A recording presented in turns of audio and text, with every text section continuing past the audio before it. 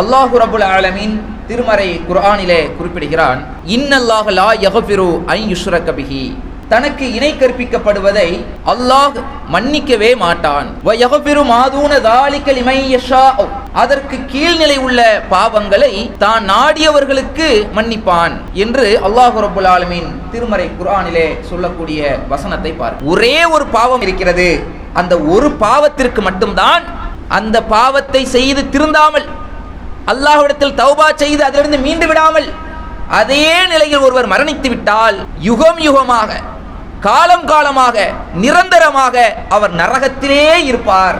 நரகத்தை விட்டு அவர் ஒரு காலம் தப்பிக்க முடியாது. நிரந்தர நரகத்தை அவருக்கு சுவைக்க செய்வதாக திருமறை குர்ஆனிலே குறிப்பிடுகிறான்.